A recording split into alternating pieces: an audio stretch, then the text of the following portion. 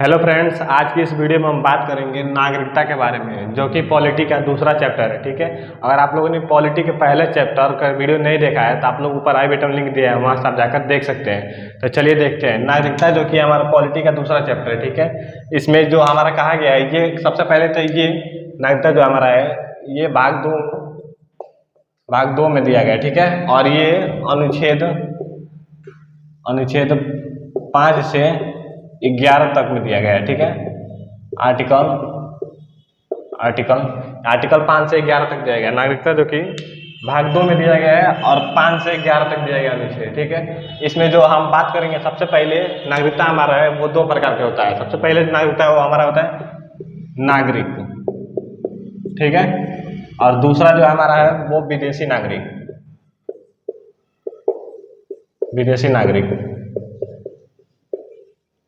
ये जो नागरिक है, ये हमारे नागरिक को सारे अधिकार और कर्तव्य प्राप्त है। ठीक है, और लेकिन ये विदेशी नागरिक जो हमारे हैं, ये 2 प्रकार के होते हैं। पहले जो होता है वह शत्रुवत नागरिक होता है, शत्रुवत नागरिक। ठीक है, और दूसरा होता है मित्रवत नागरिक।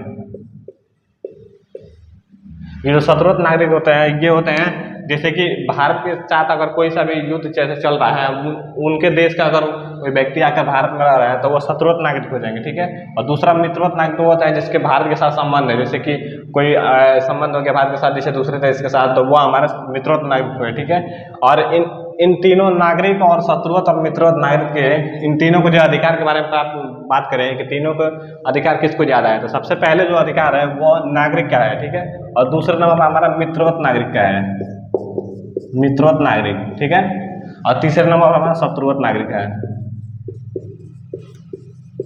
सबसे जो ज्यादा अधिकार प्राप्त है वो मान लीजिए नागरिक, जैसे कि ये भारत का नागरिक का कोई व्यक्ति है तो उसको अधिकार है कि वो भारत के जैसे कि पॉलिटिक्स में आ सकता है, या फिर कोई देखिए जैसे वो राष्ट्रपति बन सकता है, प्रधानमंत्री बन सकता है, या फिर कोई भी जैसे कि वो IAS बन सकता है। उसके बाद से जैसे इनकम टैक्स इंस्पेक्टर बन सकता है, वो कुछ भी कर सकता है भारत में। ठीक है, उसको सारे अधिकार प्राप्त है। लेकिन मित्रवत नागरिक को ये अधिकार प्राप्त है कि सिर्फ वो जैसे शत्रुत्व को ये अधिकार प्राप्त नहीं है कि ये मान लीजिए कि अगर कोई देश के साथ युद्ध चल रहा है हमारा, उसका अगर व्यक्ति उस देश का आकर हमारे देश में रह रहा है, ठीक है, तो उसको डाउट के बेसिस पर गिरफ्तार किया जा सकता है, डाउट के बेसिस पर। ठीक है, लेकिन इसको डाउट के बेसिस पर गिरफ्तार नहीं किया जा सकता। मित्र जो हमारे नागरिक है, इनको डाउट के बेसिस पर गिरफ्तार नहीं किया जा सकता है, लेकिन शत्रुत्व को डाउट के बेसिस पर गिरफ्तार किया जा सकता है। करते हैं अनुच्छेद 5 के बारे में। ठीक है, अनुच्छेद 5 हमारा क्या कहता है उसके बारे में बात करते हैं। आर्टिकल 5। ठीक है, ये आर्टिकल 5 क्या कहता है हमारा, आर्टिकल 5 में 3 कंडीशन है। सबसे जो पहला कंडीशन है वह यह कहता है कि अगर व्यक्ति का जन्म भारत में हुआ हो, ठीक है, या फिर उसके माता पिता में से किसी एक का, या फिर माता पिता का जन्म भारत में हुआ हो, या फिर वह लगातार 5 वर्षों से भारत में रह रहा हो। ठीक है, लगातार 5 वर्षों से भारत में रह रहा हो। ठीक है, लेकिन ये कब कहा गया था, ये 26 जनवरी ये 1950।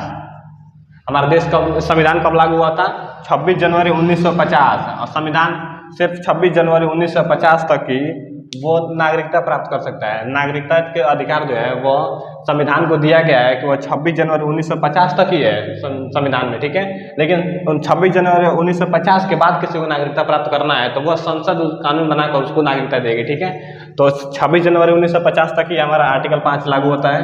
और आर्टिकल 6 हमारा जो है, आर्टिकल 7, आर्टिकल 8। ये जो आर्टिकल 6 हमारा, इसका कहने का मतलब ये हुआ कि अगर कोई व्यक्ति मान लीजिए पाकिस्तान से भारत में आए, लेकिन उसको नागरिकता अगर कोई व्यक्ति मान लीजिए पाकिस्तान से भारत में आए और उसको नागरिकता चाहिए, तो उसको आना पड़ेगा 26 जनवरी 1950 के पहले, या फिर 26 जनवरी 1950 तक आएगा तो उसको अनुच्छेद 6 के तहत उसको नागरिकता दिया जाएगा। ठीक है, और आर्टिकल 7 क्या कहता है, मतलब अनुच्छेद 7 क्या कहता है, वह यह कहता है अगर कोई व्यक्ति जैसे भारत से मान लीजिए पाकिस्तान गया, कहाँ गया, पाकिस्तान, पाकिस्तान गया, और पाकिस्तान से फिर कहाँ लौट के आया, भारत आया। पाकिस्तान से फिर लौट कर भारत आया। सबसे पहले तो वो भारत का नागरिक अगर पाकिस्तान गया, फिर पाकिस्तान उसको मान लीजिए अच्छा नहीं लगा वो, तो फिर वो भारत लौट के आया, और वो लौट कर भारत आया तो उसको नागरिकता चाहिए। तो उसको नागरिकता चाहिए तो वो सबसे पहले वो 26 जनवरी 1950 तक अगर वो व्यक्ति भारत से पाकिस्तान गया, पाकिस्तान से भारत आ रहा है, लेकिन वो 26 जनवरी अगर 1950 तक आ रहा है तो उसको अनुच्छेद 7 के तहत भारत की नागरिकता मिल जाएगी, ठीक है। और 8वां पॉइंट कहता है कि वर्ल्ड में आप कहीं जाएं, वर्ल्ड में आप कहीं से भी आए, लेकिन 26 जनवरी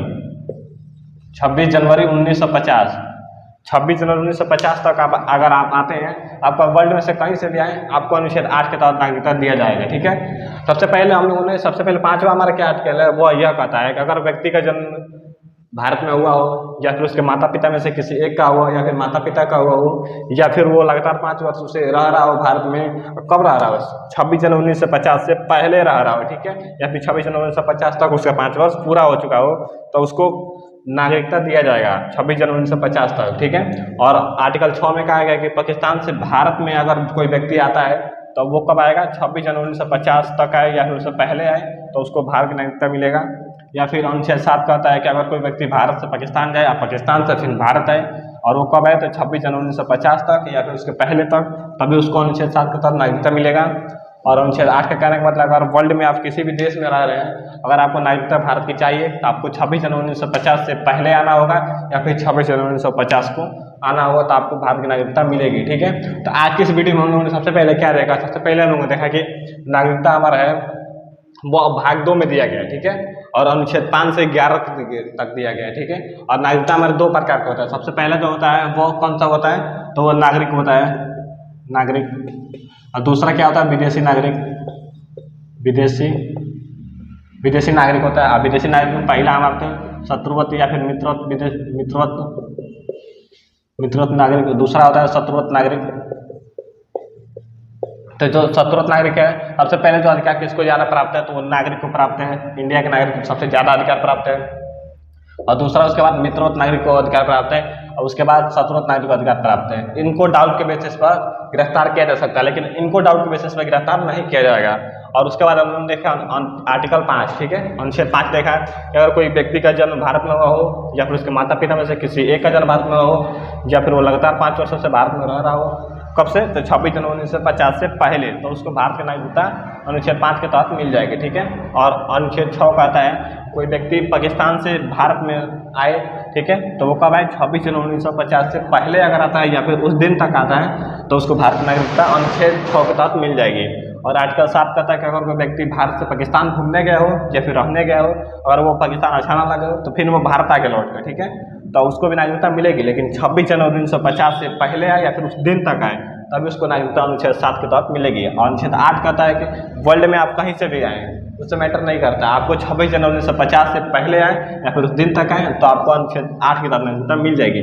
आप लोग को एक ही कंडीशन याद करना है, वो याद करना है कि डेट जो हमारा है वो संविधान हमारा जब लागू हुआ था वो 26 जनवरी 1950, उसमें आर्टिकल 5, 6, 7, 8 का जिक्र किया गया है। और उस डेट को लेकर ही हम सारे आर्टिकल को पढ़ेंगे, 5, 6, 7, 8। देखिए इसमें भी 26 जनवरी 1950 दिया गया है, इसमें भी 26 जनवरी 1950 दिया गया है, इसमें भी 26 जनवरी 1950 दिया गया है, इसमें भी 26 जनवरी 1950 दिया गया है। तो आप लोगों को ये डेट याद रखना है, बहुत ज़्यादा इंपॉर्टेंट डेट है ये आप लोगों को, ठीक है। तो आप लोगों का ये तो क्लियर हो गया होगा कि आप लोग 5, 6, 7 और 8 को समझ गए होंगे। तो कल की वीडियो में हम बात करेंगे आर्टिकल 8 के बारे में, ठीक है, आर्टिकल 8 से आगे बात करेंगे कल की वीडियो में, ठीक है।